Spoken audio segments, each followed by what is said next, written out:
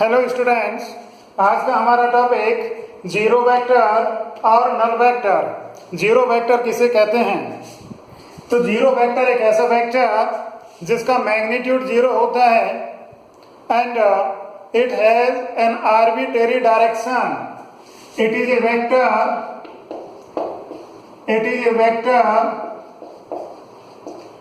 whose magnitude is zero and it has an arbitrary direction.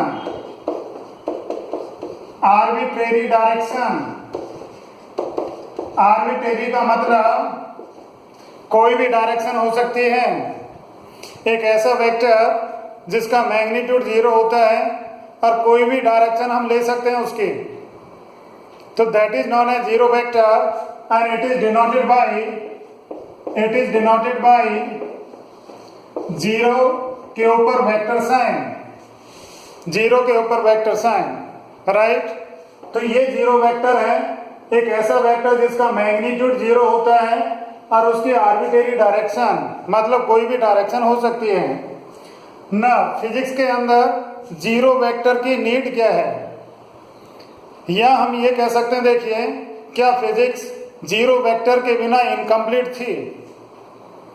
तो answer is yes, क्योंकि इसको हम किसी एक दो एग्जाम्पल की हेल्प से समझेंगे। एक दो एग्जाम्पल्स की हेल्प से समझते हैं इसको कि जीरो वेक्टर के बिना physics incomplete. Example number one, the displacement vector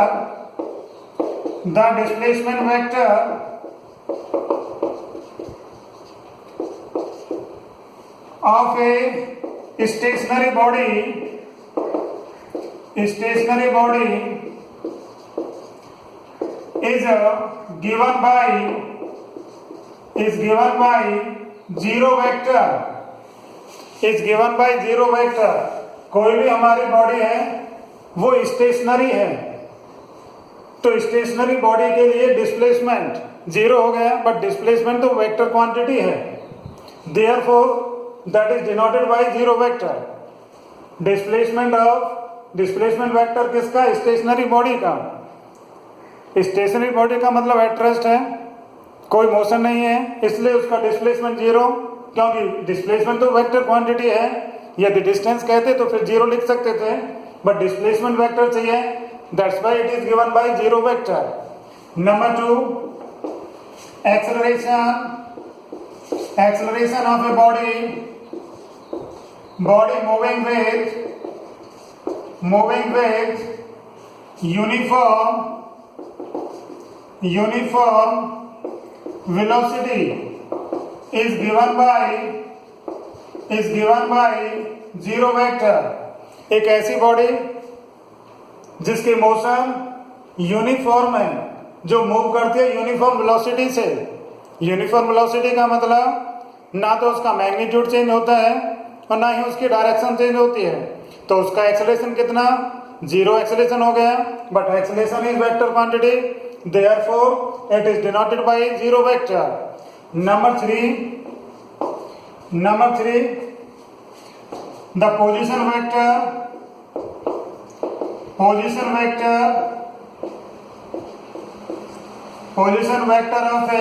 of origin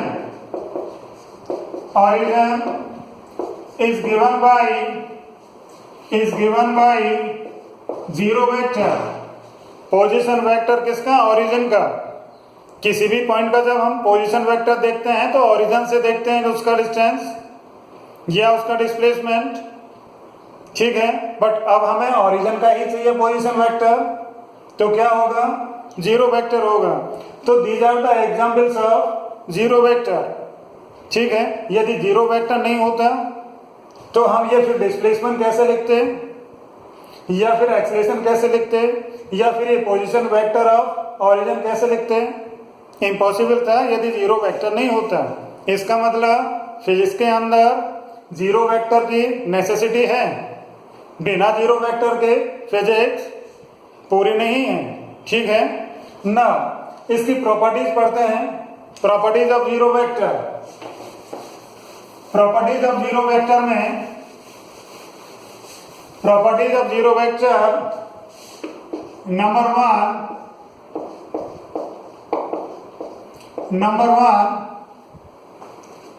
zero vector the addition और कहिए the addition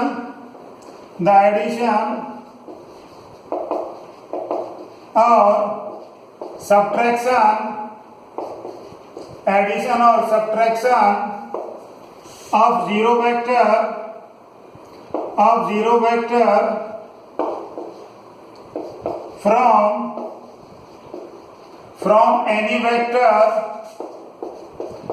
from any vector does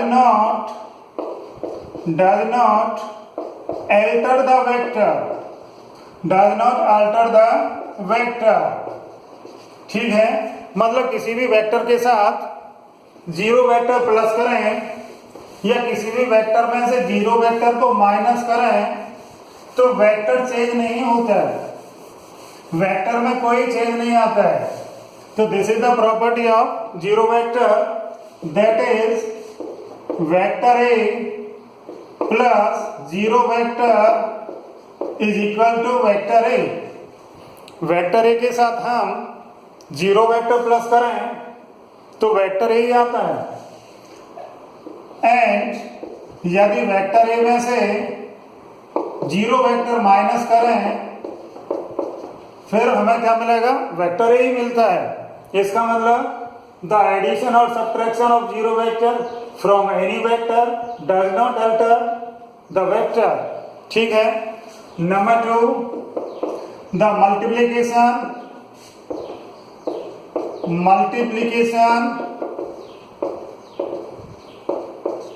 of non zero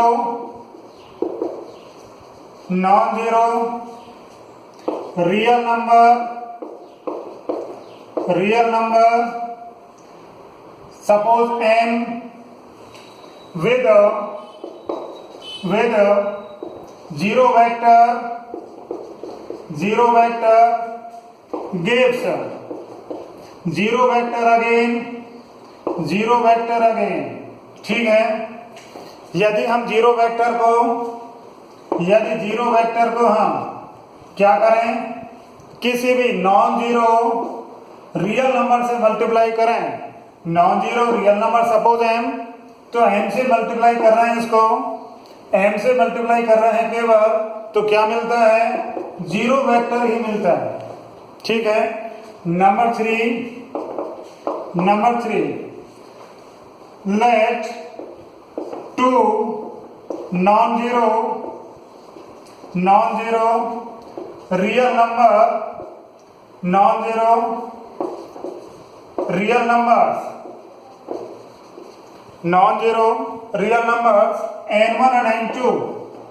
n1 and n2 but n1 is not equal to n2, then relation n1 into vector A is equal to n2 into vector B,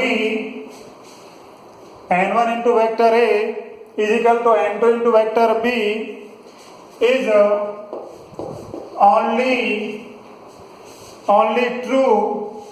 only true when vector A and vector B are zero vector। vector A and vector B are zero vector, दोनों के दोनों क्या हैं, are zero vector. ठीक है, zero vector यहां पर लिखता हूं, जीरो वेक्टर। ठीक है। Let two non zero real number n1 and n2 but this n1 is not equal to n2, then relation n1 into vector A is equal to n2 into vector B is only true when vector A and vector B are zero vector। यदि ये zero vector हैं तो ये relation true होगा, नहीं तो नहीं होगा। तो these are the properties of zero vector.